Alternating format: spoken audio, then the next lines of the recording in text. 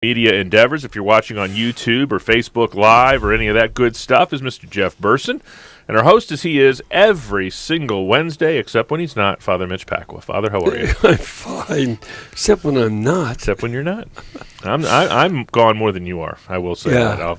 I'll say that in your defense. So how are you? I'm fine, thanks. You had an antelope on your hat or something when you walked in. Oh no, that was. Was it a moose? No, it was just some kind of an antlered critter. Yeah, just a deer. Okay, just a deer. But not one that I know of. And not one that you have firsthand knowledge of. No. Yeah. No, I didn't shoot him. Yeah, I got you. Yeah. Have you got? Well, listen. Since you and I haven't been together in a couple weeks, you were chasing down some pigs. I think since the last time I saw you. Yeah, that's tasty. Yeah, they weren't running off a cliff, were they? No. Okay, good. No. They were just walking into my sights, and in some parts of the country, while pigs are very much a major problem, so this is something I was just helping out one of the ranchers. Got a big old sow, about 250 pounds. All right. Got an email or two there? Yeah, we got some emails. One of them is a common question from Scott in New Jersey. He wants clarification on church teaching about the judgment when one dies and at the end times. Why? He sort of seems exasperated. At the end of the world, Jesus comes judged again. If judged well, my body is raised from the ground, or my soul enters my body. Spend eternity in heaven and soul, in heaven and on earth, with God. If judged badly, my soul stays in hell. My body stays in the ground for eternity. No, you got some confusion there, Scott. First of all, the reason for the two judgments, one at your death and the other at the end of time, is that at your death, you're judged for your deeds as going to heaven or hell, and that won't change at the end of time. But the reason for the judgment at the end of time is it's only at the end of time that you can see the full ramifications of all that you did. You won't be able to detect what ramifications of it. For instance, the full evil of somebody like Joseph Stalin or Mao Zedong or Hitler in killing so many millions is not seen until the end of time, when the lack of those people and the effect that had on history is seen. So this shows the full ramifications, and not only does it show the full ramifications of all your deeds, but it also is a public judgment before all the world, and so that everybody can see the ramification of the deeds they did. But then also, at the end of time, your soul will re-enter your body no matter what, either to go to heaven or to go to hell. The damned will also have bodies, and they'll be very upset. That won't be going well for them. So that's why. And let's see here. We have another email. Is there any place in Scripture that speaks of our Lord accompanying someone in their time of death? Please give me examples that I can say to people when on the phone. Father Mitch says, "Sign prayer for us. God bless." This is at the Euthanasia Prevention Coalition in London. First of all, Darren, I hope not only I, but many people pray for you to prevent euthanasia. Secondly, there's only one place that I know of where Jesus is with somebody at their death, and that is the two thieves at the cross. And the one thief remains cynical, and the other comes to faith. And that decision is only possible because they are both alive.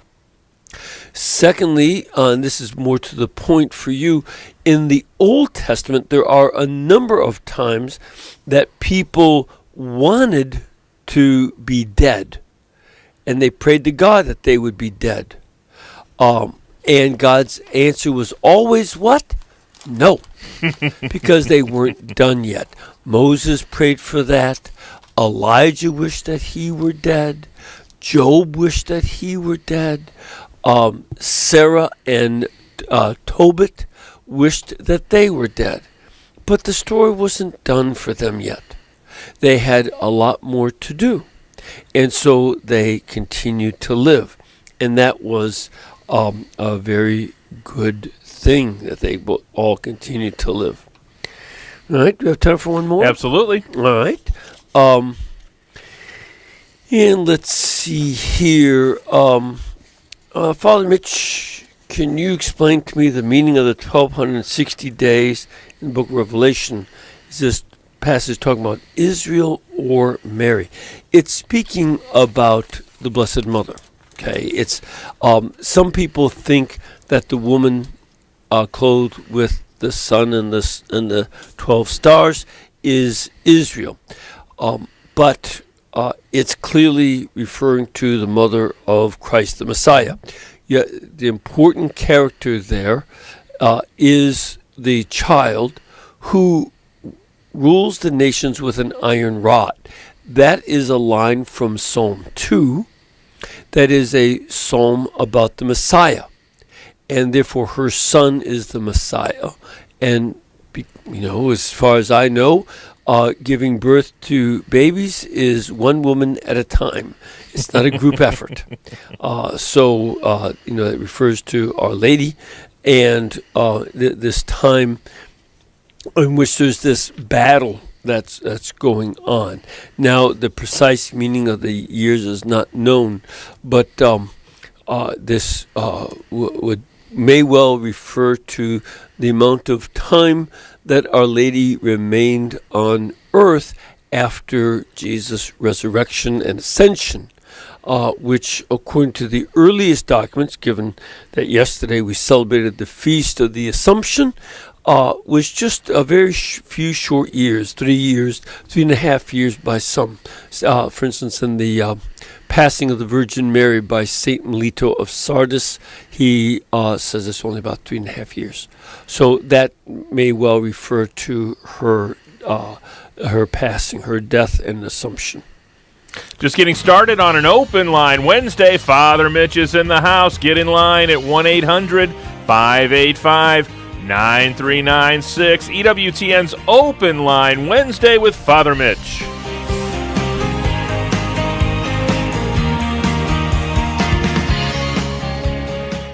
Father Larry Richards. God doesn't need you to sit there and protect him. If you receive communion unworthily, it says you could be sick or die. But we don't have to protect Almighty God. So God can protect himself. So he knows that man's heart. And if he's not in a state of grace, that communion can become the bread of death to him. You don't need to do that. God can take care of himself. Open Line with Father Larry Richards. Thursday, 3 p.m. Eastern on EWTN Radio. On fire for EWTN? Get Amazon Fire TV. All you need is a high-speed internet connection, a TV, and the Amazon Fire TV player. Never miss any of your favorite EWTN television or radio programs again. Hi, I'm Doug Keck. I'm here with author Michaeline Friedenberg. We just finished doing an interview on her new book, Grief and Abortion, Creating a Safe Place to Heal. What's this book about, Michaeline? Well, this book is specifically for those individuals who want to help somebody who's been impacted by abortion.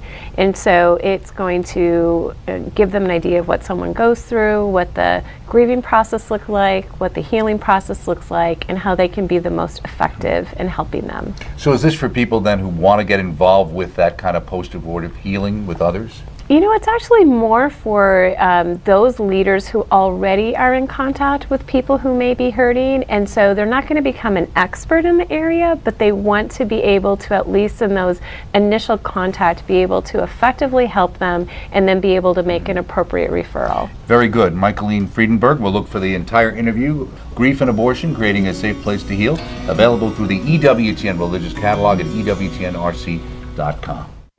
This is Janet Benkovic, host of Women of Grace. Hello, this is Cardinal Donald Wuerl of the Archdiocese of Washington. This is Gloria Purvis, host of Morning Glory.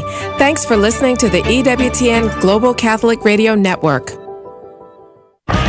This is Open Line on the EWTN Global Catholic Radio Network. If you have a question or comment, call 1-800-585-9396. Outside North America, call 1-205-271-2985 or send an email to openline@ewtn.com.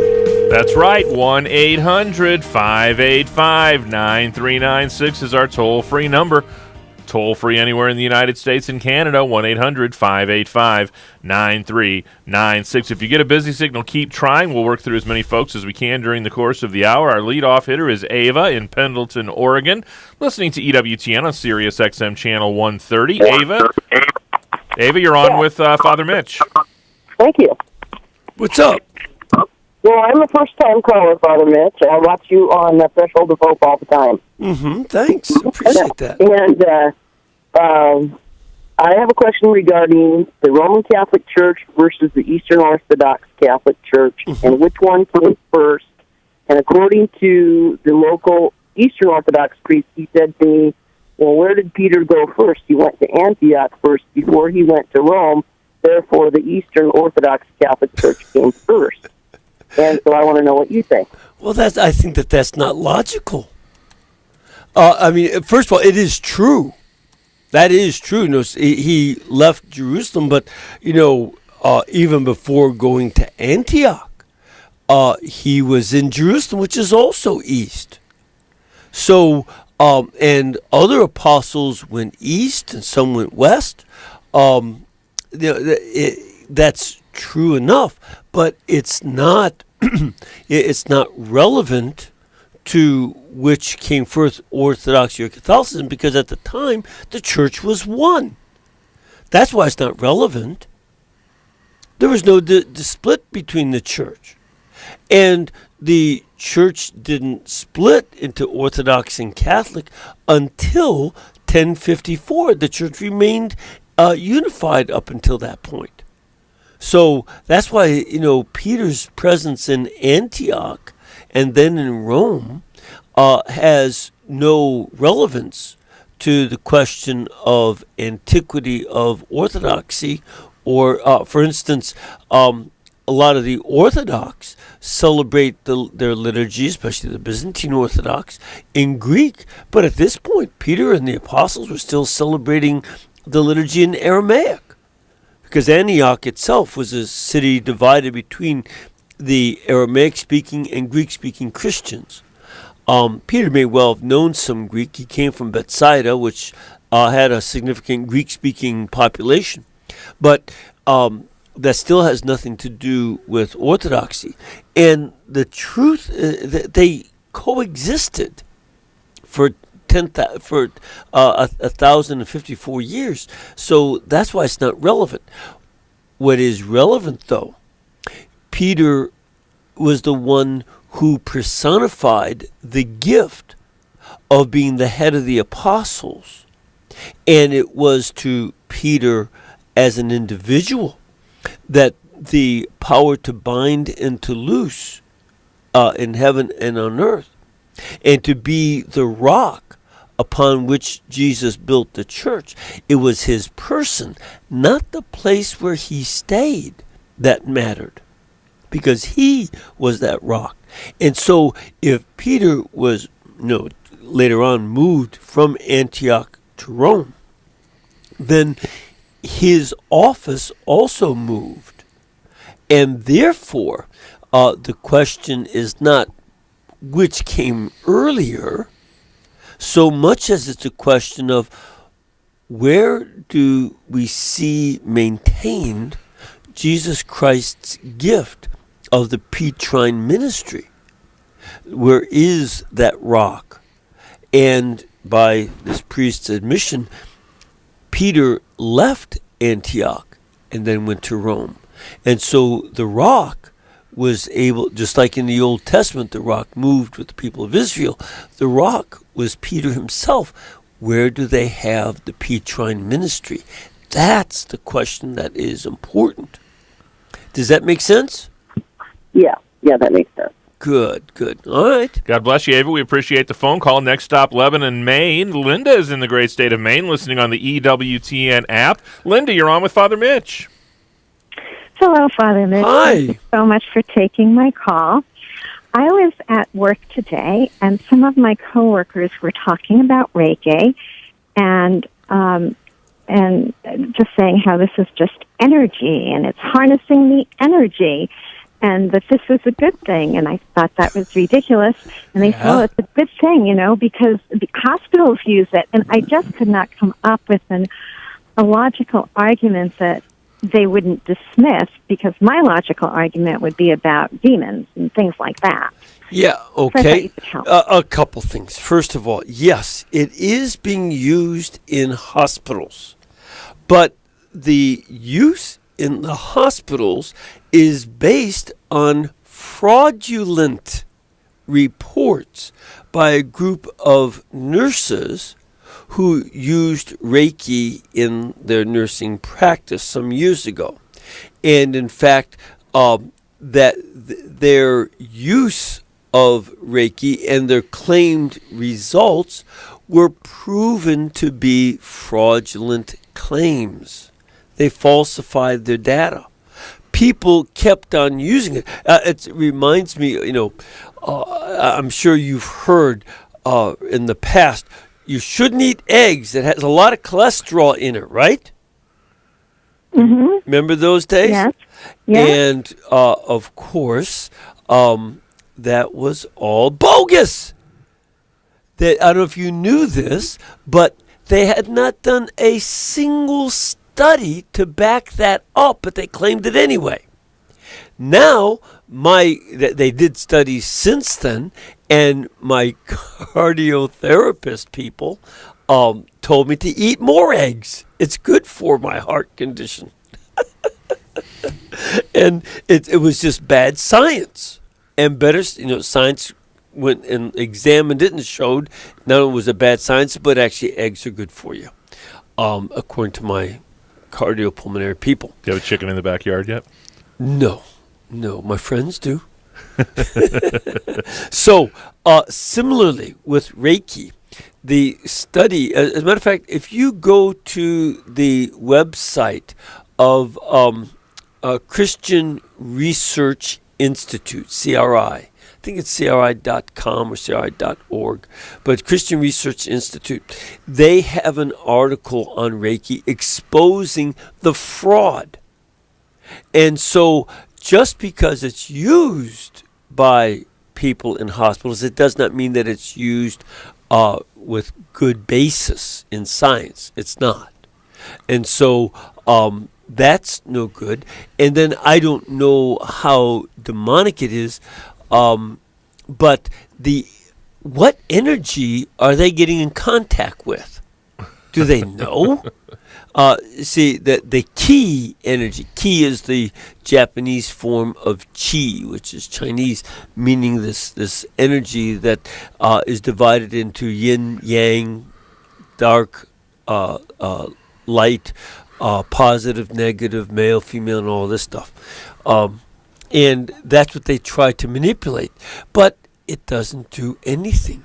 So I see no reason to do it. And, of course, the church has been very clear that we ought not to use it. Does that help? It does. It does. Of course, they're sure that they're using energy from God. But they're making that up. Well, I know that. They're making up the energy. I'm sure they believe they're working with energy from God or who knows where. But that is irrelevant to the fact that we don't know where this energy is from. So I don't, and it doesn't appear to do any good. Thanks, Linda. Appreciate the phone call. That opens up a line for you at 1-800-585-9396. Next up is Margaret in Seattle, Washington. She's listening to EWTN on Sacred Heart Radio. Margaret, what's your question today for Father Mitch? Hello, Father Mitch. Hi. I have a question about mysticism and Islam. Yes. I have gotten the impression from things I've read, things I've heard you say, that Islam is it's basically a mystical, that there's no mysticism in that religion. Okay. Is that correct? Well, there is a mysticism tradition called Sufism. Oh, yes. It began in the 10th century. However, the Qadi, the judges, determined it to be heretical. In fact, a lot of them, understood the Sufis to be crypto-Christians. When in the 10th century, a lot of Christians were basically compelled to switch to Islam. And they kept their hidden Christian identity in Sufism and with its mystical focus on love of God. Now, in general, Islam does not have much focus on the love of God. It's God is merciful and compassionate, but you see very few occasions of God loving in the Quran. It's fairly rare that you see the verb habab with God as the subject. It's just not what they think about much, and it's not part of the Quran. I don't know about the hadith, the traditions, but it's not there. Sufism did speak of the love of God in a mystical tradition. Now, in many places, the Sufis were severely persecuted for centuries. In one occasion, I don't know do you know the name Timur or Tamerlane?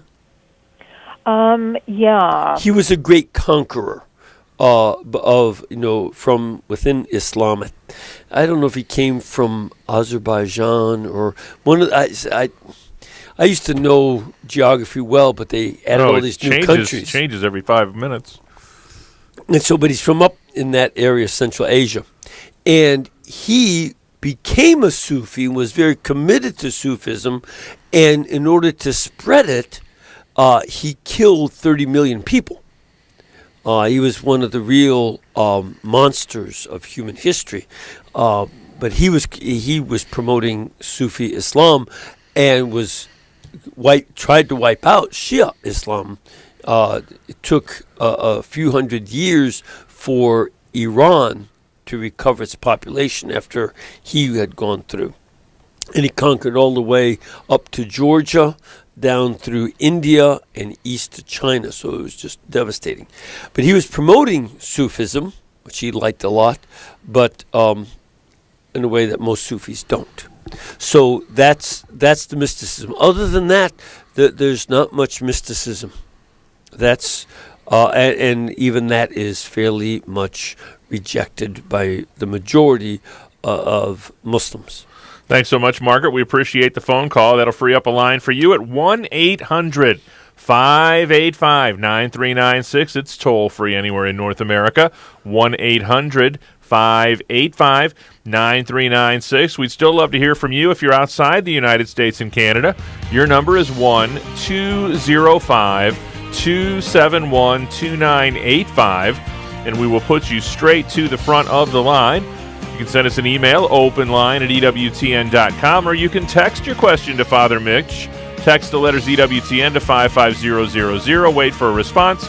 Text your first name and your question, message, and data rates may apply. All people are called to communion with Christ in the church that he founded. People really gravitate to David Anders and his concern for the callers. That's not just talk. He really means it. Tom and I are both converts. We've walked that path, and we try to walk it with the listeners at whatever stage of the journey they're on. It's EWTN's first weekly radio to TV talk show. Call to Communion with Dr. David Anders. Tomorrow at 1 p.m. Eastern on EWTN Television. EWTN is now on Twitter. Get short, timely messages from EWTN on your computer or cell phone. It's easy to stay up to date on a wide variety of topics. Pro-life news, Vatican announcements, catechesis, apologetics, the latest EWTN programming, and more. You can link to EWTN on Twitter from our homepage or go to twitter.com/EWTN. At work, at home, at school, and on the road. Stay connected to your world with EWTN's Twitter page. Christ is the answer with Father John Riccardo. Maybe we need to ask ourselves, do we really know Jesus? Maybe another way to ask that would be, how familiar are you with the Gospels? When I was living in D.C., I was on the plane taking a late flight home, sitting next to a young girl. She was probably 16, 17. I had my collar on, and we got talking, and she said somehow in the course of the conversation, she acknowledged that she was running away from home and was in the midst of an awful lot of difficulties that were going on. Her story seemed to be remarkably akin to the story of the prodigal son, which we just heard this past Sunday at Mass, And so I started to speak a little bit about that with her. And I said, you sound a little bit like the younger son in the story of the prodigal son. And she looked at me like I was from Mars. And I said, are you not familiar with the story of the prodigal son? And she says, no, never heard it. And I just looked at her and I says, oh my goodness, are you in for a wonderful evening?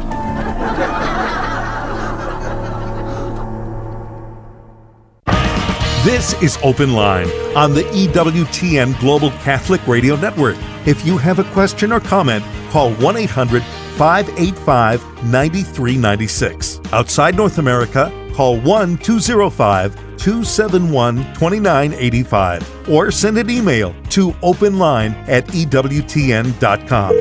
You know what I could listen to all day? What's that? Dr. Alice von Hildebrand talk.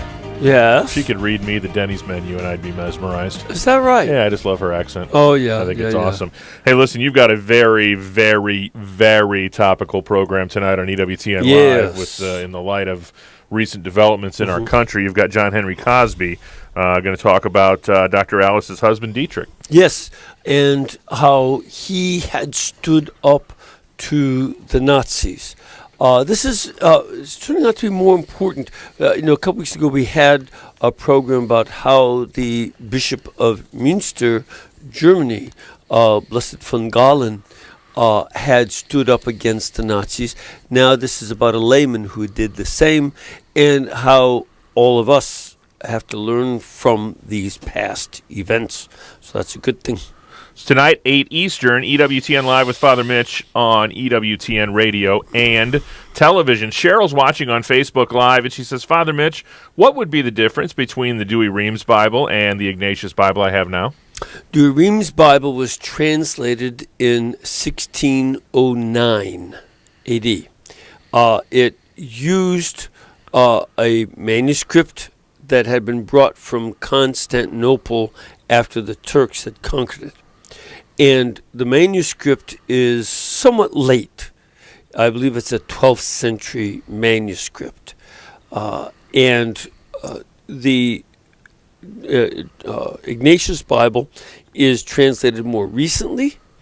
It is influenced somewhat by Douay-Rheims and King James in some ways, but it's also using far better manuscripts. Much old, some manuscripts that are 800 years older than the manuscript underlying the Douay-Rheims. So, that would be an important difference. Back to the phones we go. Glenn is in Erling, Iowa, listening to EWTN Radio. Glenn, you're on with Father Mitch. Hello, Father. Hi, what can we do for you?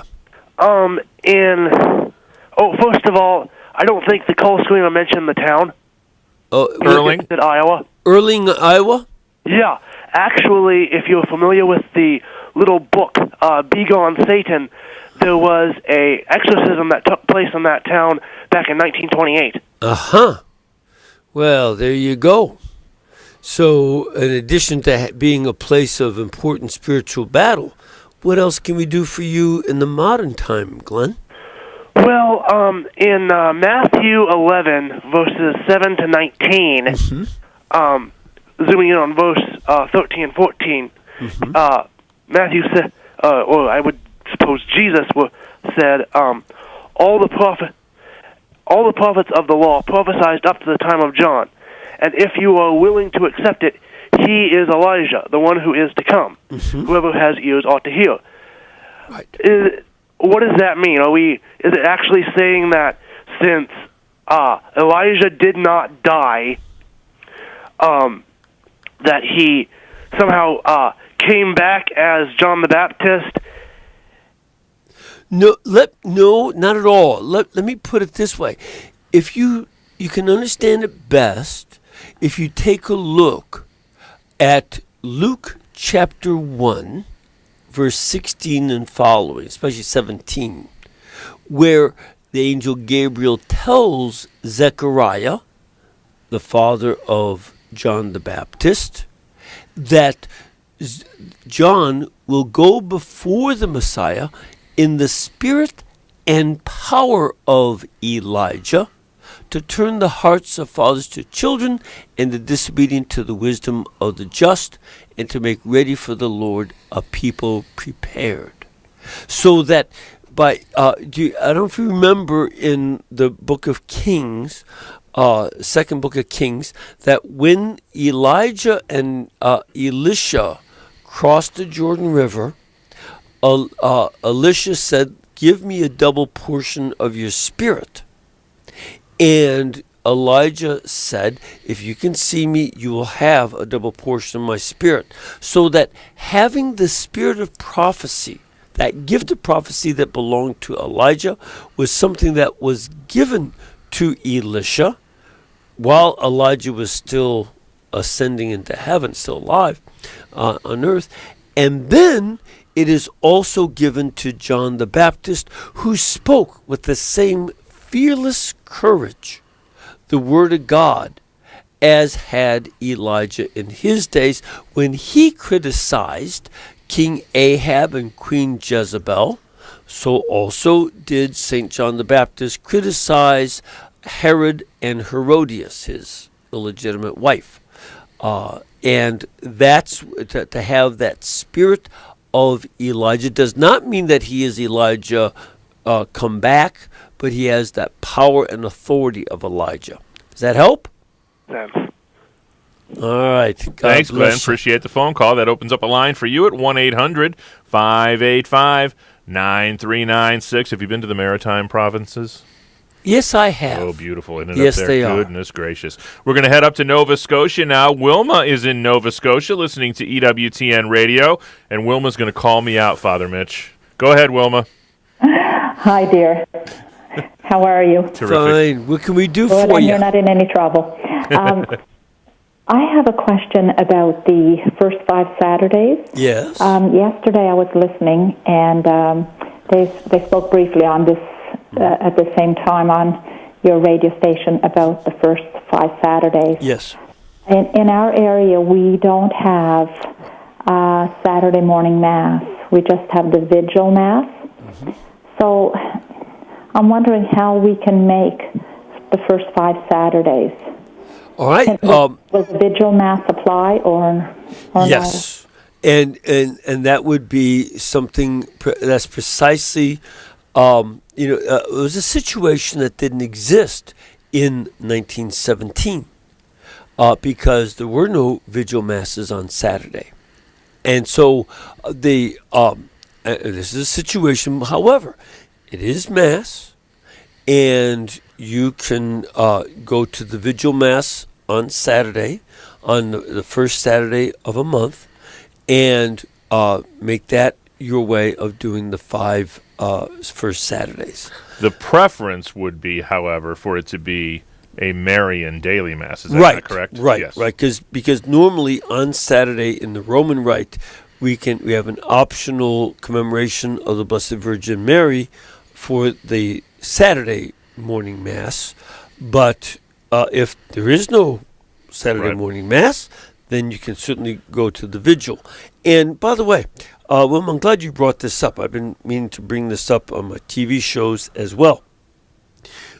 Next Tuesday is the Feast of the Coronation of Mary.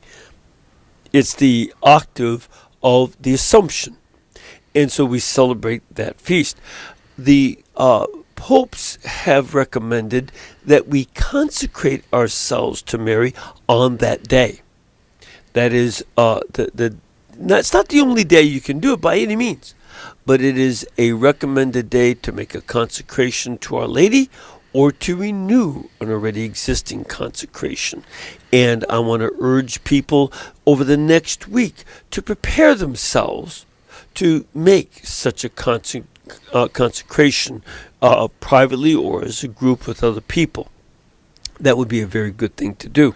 So thank you for reminding us of that. Did that put your mind at rest, Wilma? And on Tuesday mornings, and in that cenacle we pray the act of consecration. Great. To the Blessed Mother. So keep it up. Oh, thank you. All right. God bless you, Wilma. We appreciate the phone call. Next stop for us is Dallas, Texas. Father Paul is in the Republic listening to EWTN Radio. Father Paul, you're on with Father Mitch. Yes. Hi, Father Mitch. Wait a minute. I know this Father Paul. It's one of the usual suspects we usually round up.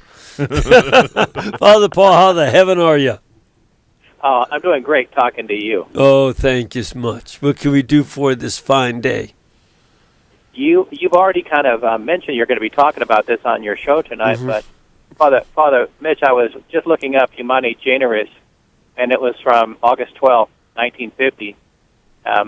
And, you know, these neo-Nazis on August 12, 2017 say they're the superior race, that the neo-Nazis and anyone else who would claim that there's more than one race.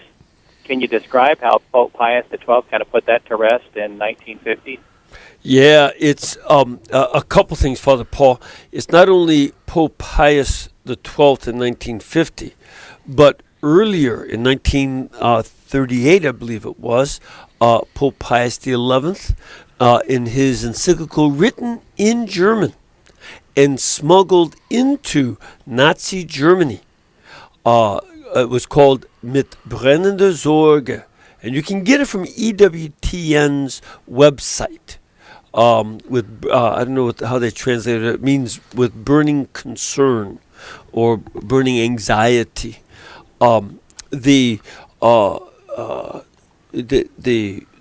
popes strongly condemned racism, and also in 1942. When the war was still going on and Rome was occupied by the Nazis and the fascists, Pope Pius XII also wrote to the American bishops that they must make greater efforts to end racism in the United States. And, of course, the war was going on. There were a lot of other concerns people had. But by 1958, the bishops did make steps in that direction. It's important for us who believe in God that, you know, going back to Adam, we have one source for the whole human race. There were a number of theories called polygenism that which meant the human race came, each race had its own origin, and it started in different places. And this belief was in some ways instigated by Charles Darwin's second book, not Origin of the Species, that talked about the theory of evolution, but later on his book, The Descent of Man, in which Darwin taught that the African people are a species in between the ape and the human being, an inferior species that ought to be bred out like you would an inferior breed of cattle. Now that's Darwin. And he had a major impact. That book was translated into German by 1910, and it had an influence on the Nazis, and it had an influence, I'm pretty sure, on people like Margaret Sanger and Planned Parenthood, because they too wanted to. She herself wrote that blacks are a weed that must be eliminated. She wanted to eliminate Jews, Hispanics, people from Southern Europe, Italian, Greeks, and Eastern Europe, Slavic peoples, much like Hitler. They agreed, and they even met with the eugenicists of the Third Reich and Planned Parenthood eugenicists in 1935. Ironically, there are parts of the left in this country who have strong ideological agreements with the Nazis. They agreed on these inferior people and trying to eliminate them. And in the case of Planned Parenthood, they actively cooperated with the Nazis. And as I don't think it's an accident that 60% of their abortion clinics are in African American neighborhoods, even though African Americans are only 12 to 13% of the entire population. That is 5 times the rate you would expect if they were just being spread openly. And it's no accident that as a result of such things, 85% of the African American children conceived in New York City are aborted.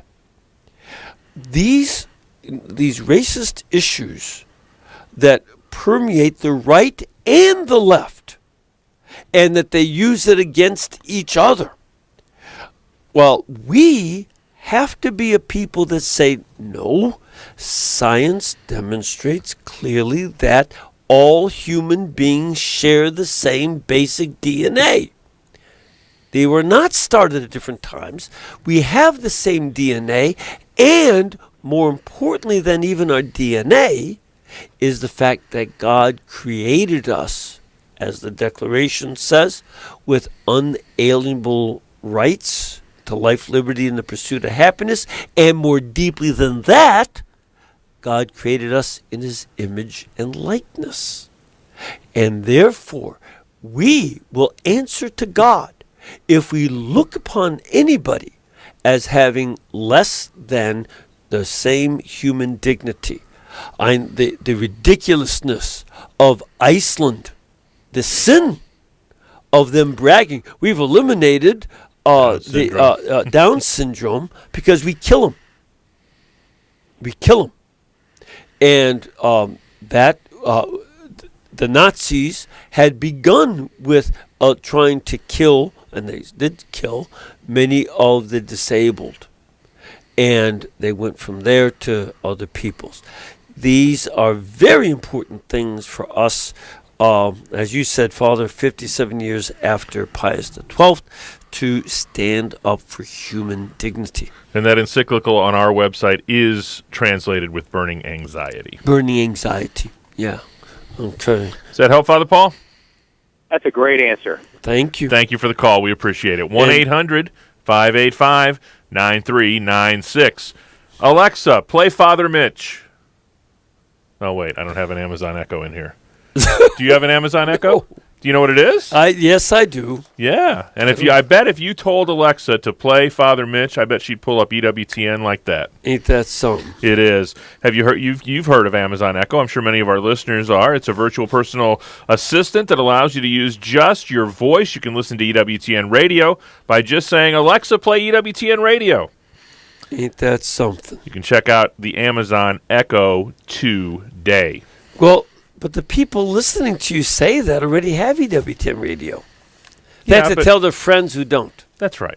That's exactly. Or they could be listening on satellite radio that they wouldn't have to pay for anymore if they had an Amazon Echo. There you go. All right. Next stop for us is Ellsworth, Michigan. Stephen is in Michigan listening on Baraga Broadcasting. Stephen, you're on with Father Mitch. Hello, Father Mitch.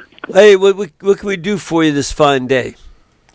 Oh, we're just doing a lot of thinking after the Holy Day of Obligation yesterday. Mm-hmm. Good. And I brought up to a priest about, we were talking about the Inquisition. Yes. And I can't help but wonder to ask, what's being done in the church today to align natural law with moral law, divine law, all those aspects with the common law of the land in terms of.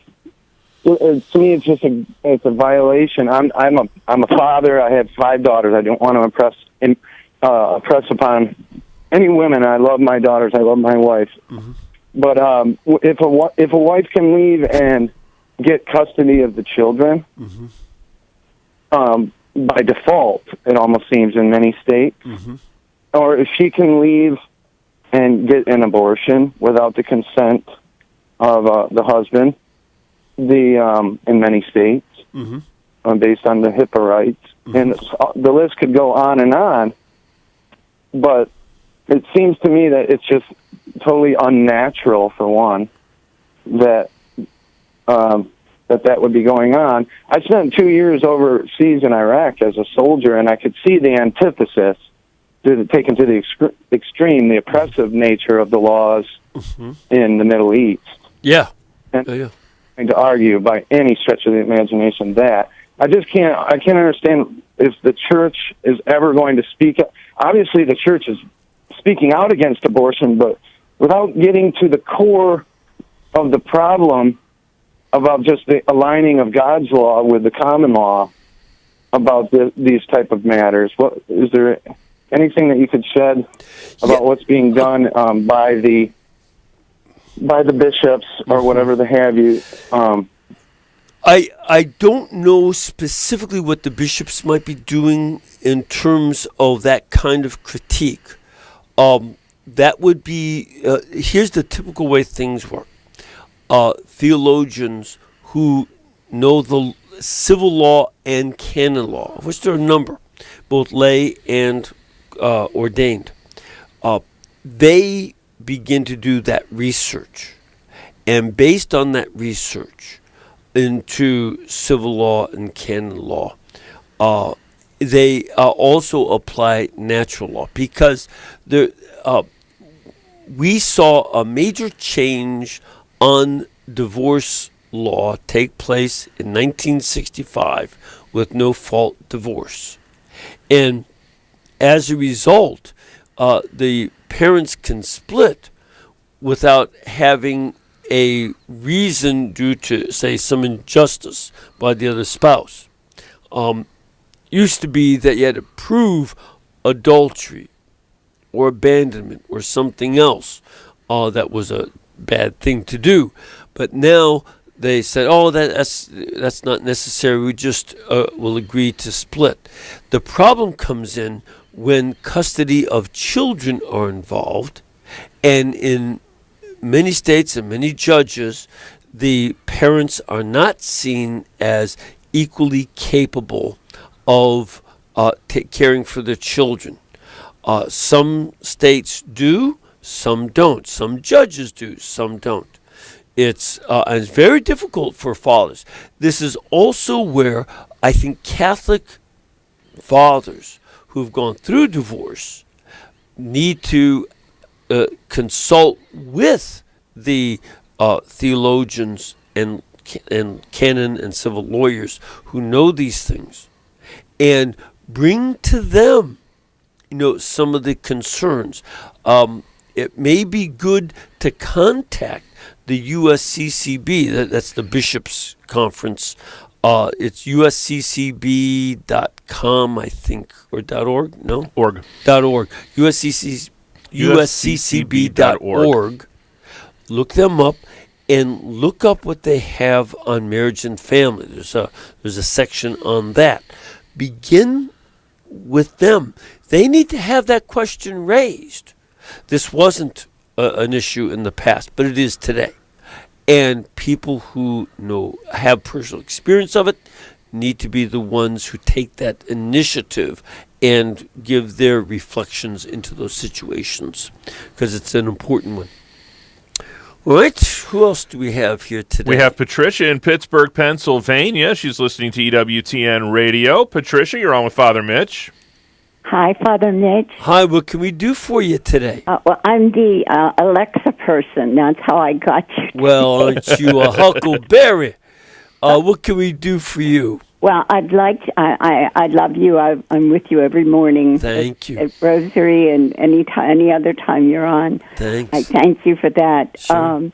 I wanted to know, explain to us the differences in the deacons, what they're allowed to do and not do, and if a couple gets a marriage ceremony outside the church and then they go back to the church and the deacon performs whatever, I don't know what it's called, is that a legitimate marriage in the church? Okay.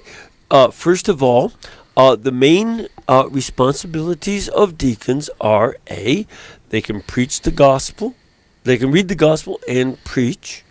They can, of course, distribute Holy Communion. They assist the priest during the Mass. They can mix the water into the wine at the offertory. And they can also perform marriages and baptisms. Those are the main ministries that they do, plus other forms of service. What it's called, if a couple got married outside the church and then come back, that's called a convalidation. And yes, an ordained deacon can legitimately administer the sacrament of matrimony. So that's not a problem. Functionally, any different between transitional deacons and permanent deacons? Functionally, no. But the transitional deacons are on the way toward priesthood, and they may not be married, while the permanent deacons are married men. They can be married men, and they can still be deacons. Will you leave us with a blessing? Lord bless you and keep you and cause his face to shine upon you, the Father, Son, and Holy Spirit. Amen. Amen. On behalf of our host, Father Mitch Pacwa, our producer, Mr. Michael McCall, call screener Matt Kubensky, and social media maven, Mr. Jeff Burson, I'm Jack Williams. Thanks so much for tuning in. Back at it tomorrow. Father Larry will be in the house talking the new evangelization. Until then, God bless.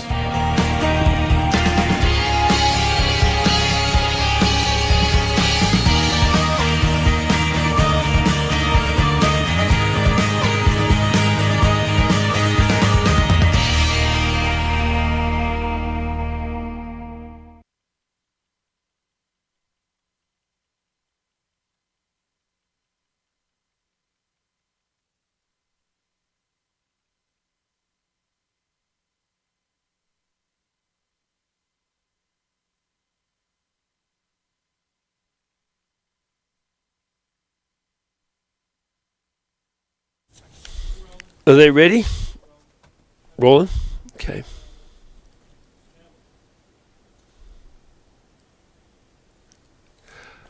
Hi, this is Father Mitch Pacwa from EWTN Open Line.